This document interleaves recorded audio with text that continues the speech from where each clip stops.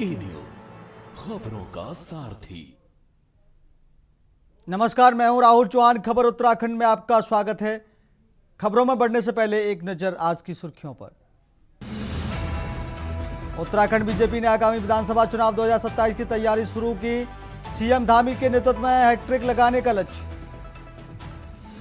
अल्मोड़ा में कनिष्ठ अभियंताओं की हड़ताल 5वें दिन भी जारी। 27 सूत्री मांगों को लेकर सरकार के खिलाफ नारेबाजी।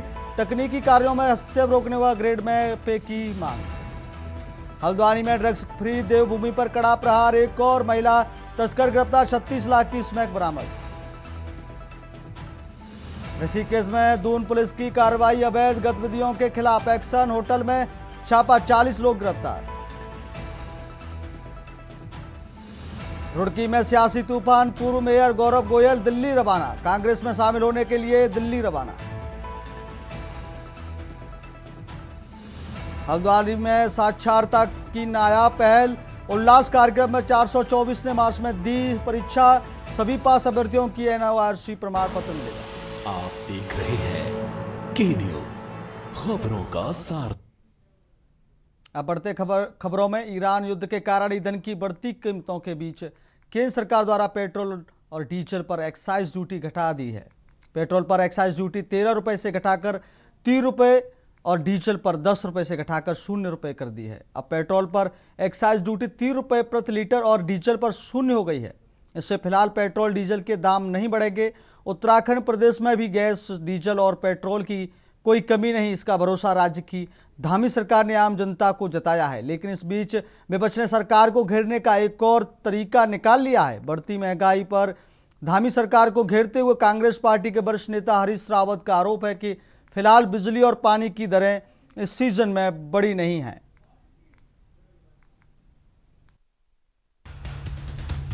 में एशिया में जारी युद्ध और तनावपूर्ण हालातों के बीच भारत की ऊर्जा सुरक्षा को सुरक्षित करने के लिए हर आम नागरिक के साथ सभी राज्य इस तनाव को दूर करने में जुट गए हैं। पेट्रोल पर एक्साइज ड्यूटी 13 रुपए से घटाकर 3 रुपए और डीजल पर 10 रुपए से घटाकर 0 रुपए कर दी गई है। अब पेट्रोल पर एक्साइज ड्यूटी 3 रुपए प्रति लीटर और डीजल पर 0 रुपए है। इससे फिलहाल पेट्रोल डीजल के दाम नहीं बढ़ेंगे। उत्तराखंड प्रदेश में गैस, डीजल और पेट्रोल की कोई कमी नहीं है, इसका भरोसा राज्य की धामी सरकार ने आम जनता को जताया है। इसी बीच विपक्ष ने सरकार को घेरने का एक और तरीका निकाला। कांग्रेस पार्टी के वरिष्ठ नेता हरीश रावत ने कहा कि फिलहाल बिजली और पानी की दरें इस सीजन में बढ़ी नहीं है, लेकिन आम उपभोक्ता इससे पहले से ही समस्या से जुलस रहे हैं। हरीश रावत ने कहा कि महंगाई के आगोश में प्रत्येक परिवार बुरी तरीके से त्रस्त है। उन्होंने मां जगदम्बा से प्रार्थना करते हुए कहा कि ऐसा रास्ता निकाला जाए जिससे महंगाई पर रोक लग सके, अन्यथा आगामी 15 दिन तक वह किसी भी राजनीतिक कार्यक्रम में हिस्सा नहीं लेंगे। इस संदर्भ में उनकी प्रेस वार्ता भी सम्मिलित है। साथ ही आने वाले 15 दिनों तक सभी राजनीतिक कार्यक्रमों से विरक्त रहने का ऐलान किया है। माँ की नवरात्रि के अवसर पर मेरा ये सांकेतिक मौन व्रत उन लाखों उपभोक्ता भाई बहनों को समर्पित है जो बिजली और पानी की बढ़ने वाली दरों से अभी से झुलसने लग गए हैं। दरें बढ़ी भी नहीं हैं, लेकिन वो पहले से ही झुलस रहे हैं। महंगाई के आगोश में हर घर बुरी तरीके से त्रस्त है। मैं माँ जगदम्बा से प्रार्थना कर रहा हूँ, माँ कुछ ऐसा रास्ता निकालो कि लोगों का बोझ कुछ कम हो, उनके कष्ट कुछ कम हो। और ये संयोग है कि आज ये उपवास कि मैं अगले 15 दिन तक कोई राजनीतिक कार्यक्रम नहीं करूँगा। देखिए, हरीश रावत जी पहली बार तो मौन धारण कर नहीं रहे। उनका मौन धारण कांग्रेस के अंदर उनकी जो एक प्रकार से जो उनको कांग्रेस में नज़रअंदाज किया जा रहा है, उसके लिए वो मौन धारण करते हैं। उनका इस मौन से बीजेपी को कोई आपत्ति नहीं है और रोज़ मौन रखें, जितना मौन रखेंगे उतना अच्छा रहेगा। और जहाँ तक खाड़ी युद्ध की जो आज स्थिति बनी हुई है, उसकी मैं कह सकता हूँ देश की जनता ने प्रधानमंत्री पे विश्वास व्यक्त किया हुआ है और देश की जनता जानती है कि प्रधानमंत्री जिस बात को बोलते हैं वो देश के हित में होता है। आज सब प्रकार की समस्याओं के समाधान के लिए सरकार प्रयासरत है। देखिए, हरीश रावत उत्तराखंड की राजनीति में बल्कि भारत की राजनीति के सबसे पुराने नेताओं में, और वो खाँटी राजनीतिज्ञ हैं। वो जानते हैं कि राजनीति में प्रासंगिक बने रहने के लिए कैसे पेश आना है और मीडिया के सामने कैसे खुद को जीवित रखना है, एक्टिव रखना है। तो हम पिछले कुछ समय से देख रहे हैं कि उत्तराखंड की कांग्रेस में हरीश रावत की प्रासंगिकता धीरे-धीरे घटती जा रही है। हमने कई बैठकों में भी देखा जिसमें हरक सिंह रावत मौजूद थे, प्रीतम सिंह चौहान मौजूद थे, यशपाल आर्य मौजूद थे, प्रदेश अध्यक्ष मौजूद रहे, लेकिन हरीश रावत उसमें मौजूद नहीं रहे। हरीश रावत पूर्व प्रदेश अध्यक्ष भी रहे हैं, पूर्व मुख्यमंत्री हैं, पूर्व केंद्रीय कैबिनेट मंत्री भी रहे हैं। ठीक है, एक लंबा कार्यकाल है, लंबा राजनीति में उनका अनुभव है। तो ऐसे में एक बड़े नेता को कांग्रेस में धीरे-धीरे दरकिनार किया जा रहा है और हरीश रावत की ये मजबूरी है कि उनको अगर जीवित रहना है तो विपक्ष के मुद्दों के सामने खुद को एक बड़े नेता के रूप में प्रस्तुत करते रहना होगा। हाल ही में हुए गैरसैंण विधानसभा में बजट सत्र के दौरान भी विपक्षी दलों ने बढ़ती महंगाई के खिलाफ जोरदार हंगामा से लेकर सदन तक किया था। इस बीच अब हरीश रावत का ये नया ऐलान है कि वो मौन व्रत के साथ 15 दिनों तक बढ़ती बिजली पानी की कीमतों को कम करने के लिए जब तक सरकार निर्णय नहीं लेगी राजनीतिक हलचल से दूर रहेंगे। रावत के इस कदम के बाद राजनीति भी जमकर हो रही है। इसमें विपक्षी दलों ने रावत का समर्थन किया, मगर भाजपा की नजर में ये केवल नौटंकी ही प्रतीत हो रही है। उत्तराखंड क्रांति दल का हमेशा ये प्रयास रहा है कि उत्तराखंड के लोगों को रोजगार मिले और जो वर्तमान जो सरकार है, इस सरकार ने तो रोजगार के सारे अवसर छीन लिए हैं। अब जहां पेट्रोल और डीजल के दाम रोकने की वो बात करती है, वहीं दूसरे तरफ 1 अप्रैल से पानी और बिजली के बिलों को बढ़ा दिया है। तो कहीं ना कहीं जनता के जेब पे डाका डालने का काम सरकार कर रही है और इसके लिए जनता को अब समझना होगा कि जो वार हमारे देश में सीधा अफेक्टेड है भी नहीं, उससे अगर हम इतने परेशान हो सकते हैं तो जब हमारा अपने देश पर कोई ऐसी आपत्ति आएगी तो हमारा लोकल फॉर वोकल या हमारा जो अपने आप में हमारी आत्मनिर्भरता कहाँ जाएगी, ये इससे वर्तमान जो हालत है उससे स्पष्ट हो गया है। जिस तरह से सरकार भ्रमित करना चाहती है लोगों को, वो बेहद ही निंदनीय है। हर चीज के लिए कह देंगे सब कुछ चंगासी सब मौजूद है, लेकिन सच्चाई तो ये है कि पेट्रोल डीजल के दाम बढ़ गए। 103 रुपए प्रति लीटर पेट्रोल तो मैंने खुद लिया है और अगर एक्साइज ड्यूटी कम करी भी गई है तो ये बताना चाहिए सरकार को कि हमारी जेबें क्यों ढीली हो रही है। हर चीज महंगी हो जा रही है और ये कह रहे हैं कि आपूर्ति में कोई कमी नहीं, सब कुछ मौजूद है। गैस सिलेंडर की बुकिंग हो पा नहीं रही है। लोग कह रहे हैं कि हम सिलेंडर बुक करने की कोशिश कर रहे हैं 25 दिन के बाद भी, तो कह रहे हैं हैव पेशेंस। अरे कितना पेशेंस रखे, हमें पेशेंट बना के रख दिया इन्होंने। और अब महंगाई जो बढ़ रही है उसके बारे में ये सरकार कुछ नहीं कह पा रही है। बिजली की दरें और पानी की ये बढ़ाने का प्लान जो भाजपा की सरकार का है उसके ऊपर ये कुछ नहीं बोल रहे हैं, क्योंकि इतना कुछ हम झेल रहे हैं और उसके बाद अगर बिजली पानी ये भी महंगा हो जाएगा तो जनता आखिर जाएगी तो जाएगी कहाँ। आए तो कहकर कि हर चीज के दाम कम हो जाएंगे और हर चीज का दाम बढ़ाने का काम ये सरकार कर रही है। उत्तराखंड कांग्रेस में इतने गुट प्रभावी हो गए हैं और इतनी लेग पुलिंग प्रभावी है कि हरीश रावत जी को बार बार मौन धारण करना पड़ता है। उत्तराखंड की राजनीति से खामोश होने की धमकी देनी पड़ती है। अब वो क्या करेंगे, उनकी व्यथा है। वो अपने कांग्रेसी साथियों का और गुटबाजों का तो नाम ले नहीं सकते, तो वो बहाना बनाते हैं कहीं ना कहीं भारतीय जनता पार्टी का, ताकि उनके विरोधी गुटों को, जो कांग्रेस में उनके विरोधी गुट हैं, उन्हें एहसास हो जाए कि उत्तराखंड में कांग्रेस के नाम पर अगर कोई जीता जागता चेहरा है तो वो हरीश रावत जी हैं। तो अब हरीश रावत जी की मजबूरी को जो उत्तराखंड की राजनीति के प्रकांड पंडित हैं वो तो बखूबी समझते ही हैं। आपको बता दें कि ये कोई पहला मामला नहीं है कि रावत मौन रख रहे हैं। बीते महीने पूर्व सीएम हरीश रावत ने बिंदुखत्ता, बापूग्राम, पुछड़ी, बागज्वाला, गुलरानी, टोंगिया समेत इंदिरा ग्रामों, गांधी ग्रामों और हरि ग्रामों को राजस्व गांव का दर्जा दिए जाने की मांग को लेकर महात्मा गांधी की मूर्ति के सामने 1 घंटे का मौन रखा था। उन्होंने भूमिहीनों और आपदा पीड़ितों को हक दिलाए जाने की मांग की थी। इंडिया गठबंधन के घटक दलों के नेताओं ने मांग को लेकर देहरादून गांधी पार्क में धरना दिया, लेकिन उसका भी कोई निष्कर्ष अभी तक सामने नहीं आया। अब रावत जी ने सरकार को बिजली और पानी की अप्रैल माह में बढ़ने जा रही कीमतों से पहले ही नामी सरकार के खिलाफ मोर्चा खोल दिया है। Uttarakhand desk report. खबर रुड़की से है। शहर की सियासत में बड़ा राजनीतिक घटनाक्रम सामने आया है। पूर्व मेयर गौरव गोयल सैकड़ों समर्थकों के साथ कांग्रेस में शामिल होने के लिए दिल्ली रवाना हो गए हैं। उनके समर्थन में भारी भीड़ उमड़ी और ढोल नगाड़ों के साथ पूरा माहौल राजनीतिक रंग में रंगा नजर आया। काफी समय से उनके कांग्रेस में शामिल होने की अटकलें लगाई जा रही थीं, जो अब हकीकत में बदलती दिख रही हैं। इस घटनाक्रम को रुड़की की राजनीति में बड़े बदलाव के संकेत के रूप में देखा जा रहा है। समर्थकों का कहना है कि गौरव गोयल के कांग्रेस में आने से क्षेत्र की राजनीति में नई ऊर्जा आएगी और संगठन को मजबूती मिलेगी। गौरव गोयल ने कहा कि वह हमेशा जनता की सेवा के लिए राजनीति में रहे हैं और कांग्रेस की विचारधारा से प्रभावित होकर यह निर्णय लिया है।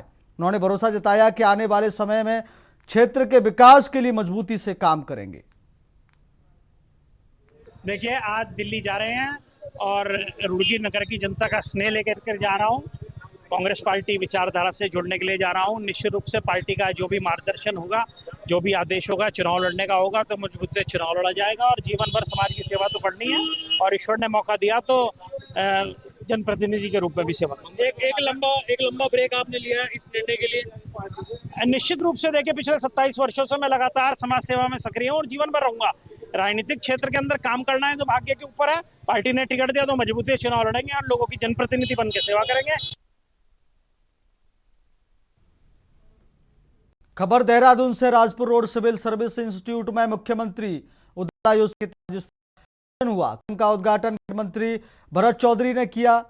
51 उत्कृष्ट उद्यमियों को सम्मानित किया गया। मौसम में लखपति दीदी स्वयं सहायता समूह और स्टार्टअप आइडिया प्रस्तुत वाले 100 प्रतिभागियों में से 18 को पुरस्कृत किया गया। साथ ही MU बाई एक्सपो वेबसाइट और न्यूज़लेटर का शुभारंभ हुआ। मंत्री ने कहा कि पुष्कर सिंह धामी के नेतृत्व में प्रदेश में विकास और रोजगार के नए अवसर बढ़े हैं तथा योजनाओं का लाभ अंतिम छोर तक पहुंचाया जा रहा है। उन्होंने ग्रामीण विकास में जन सहभागिता पर जोर दिया।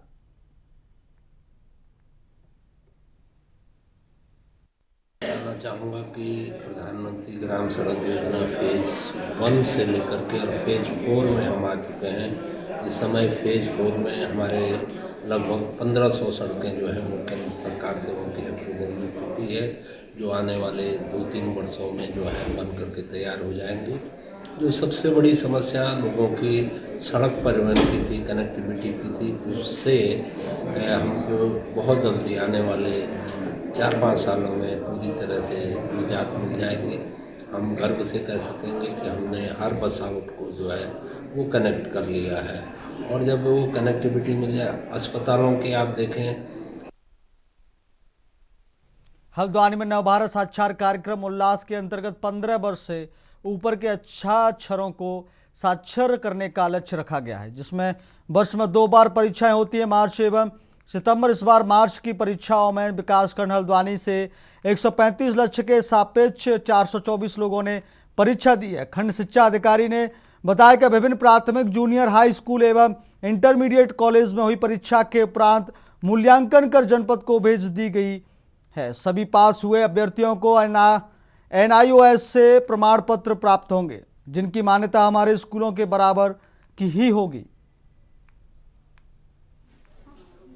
हमारे विकास खंड में ये भारत सरकार का प्रोग्राम है उल्लास है, तो इसमें जो 15 साल से अधिक उम्र के प्रौढ़ बच्चे जो निरक्षर हैं उनको साक्षर करने का ये प्रोग्राम चला हुआ है, जिसमें हमने जो है अलग अलग स्कूलों में इसके केंद्र बनाए थे, जहाँ पर उनको चिन्हित करके उनको ला करके उनकी क्लासें चलाई गई।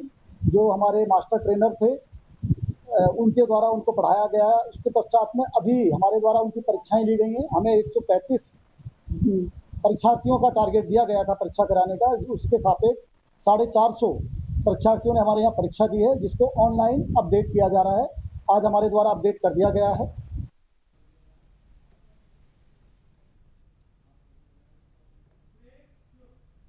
अब वक्त हो गया छोटे से ब्रेक का। ब्रेक के बाद फिर आपका बहुत स्वागत है। बढ़ते हैं खबरों में। खबर अल्मोड़ा से है। उत्तराखंड डिप्लोमा इंजीनियर संघ के बैनर तले कनिष्ठ अभियंताओं की अनिश्चितकालीन हड़ताल 5वें दिन भी जारी रही। अभियंताओं ने सरकार के खिलाफ जमकर नारेबाजी की और चेतावनी दी कि उनकी 27 सूत्री मांगों जैसे तकनीकी कार्यों में प्रशासनिक हस्तक्षेप रोकना, पूर्ण सेवा काल में न्यूनतम 3 पदोन्नति या ग्रेड पे 10 वर्ष सेवा पर ग्रेड पे 5400, पेयजल निगम और जल संस्थान का एकीकरण और समानांतर प्रोन्नति गैलरी बनने तक हड़ताल जारी रहेगी। वक्ताओं ने चेतावनी देते हुए कहा कि जब तक अभियंताओं की मांगों पर कार्रवाई नहीं होती तब तक कार्य बहिष्कार पर डटे रहेंगे।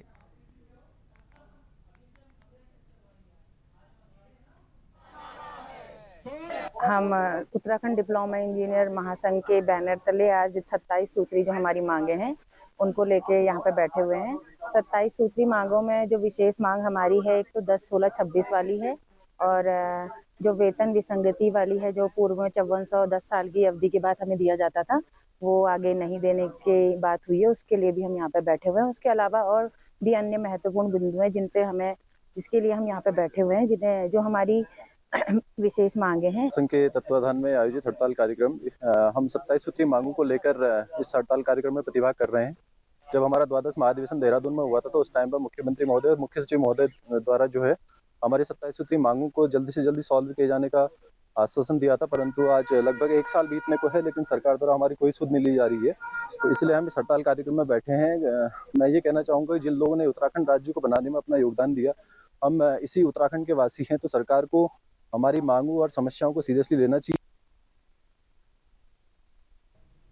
उत्तराखंड में नशे के खिलाफ चलाए जा रहे ड्रग्स फ्री देवभूमि मिशन के तहत नैनीताल पुलिस ने बड़ी सफलता हासिल करते हुए एक और महिला तस्कर को गिरफ्तार किया है। पुलिस ने आरोपी के कब्जे से 132 ग्राम स्मैक बरामद की है, जिसकी अंतर्राष्ट्रीय बाजार में कीमत करीब 36,30,000 रुपये आंकी गई है। इस कार्रवाई के साथ ही SSP Nainital doctor Manjunath TC ने साफ संदेश दिया है कि जिले में अब कोई भी नशा तस्कर बच नहीं पाएगा।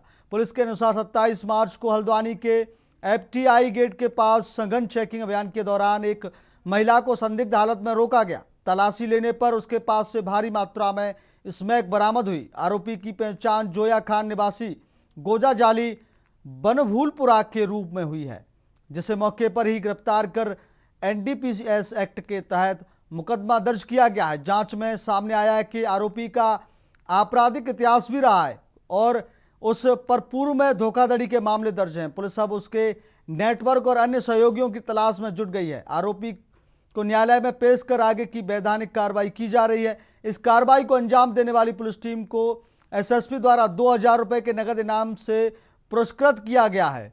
वहीं पुलिस अधिकारियों ने बताया कि इस वर्ष के पहले 3 महीनों में ही 18 तस्करों को गिरफ्तार कर 2,66,00,000 रुपए से अधिक की स्मैक बरामद की जा चुकी है, जो नशे के खिलाफ चल रही मुहिम की बड़ी सफलता मानी जा रही है। एसएसपी नैनीताल ने 2 टूक कहा कि जनपद में नशे का कारोबार किसी भी सूरत में बर्दाश्त नहीं किया जाएगा। तस्करों के खिलाफ न केवल गिरफ्तारी बल्कि उनकी अवैध संपत्ति को जब्त करने की कार्रवाई भी लगातार जारी है, ताकि नशे के पूरे नेटवर्क को जड़ से खत्म किया जा सके।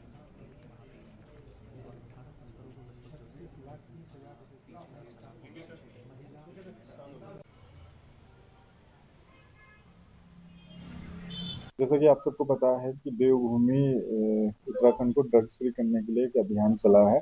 इसमें एसएसपी नैनीताल महोदय के निर्देशन में टीमों का गठन किया गया है। लगातार इसमें चेकिंग चल रही है। इसमें इसी संबंध में कल भी एक हल्द्वानी कोतवाली के अंतर्गत चेकिंग चल रही थी, जिसमें एसएसआई भूपेंद्र मेहता और टीपी नगर चौकी इंचार्ज मनोज ये चेकिंग कर रहे थे। तो टीआई तिराहे के पास एक स्कूटी पर सवार एक महिला मिली, जिसकी चेकिंग करने के दौरान पता चला उसके पास से अवैध नाजायज स्मैक होना बरामद मिला। उसमें तत्काल अभियोग पंजीकृत कर लिया गया है। उसकी गिरफ्तारी कर माननीय न्यायालय के समक्ष प्रस्तुत किया जा रहा है।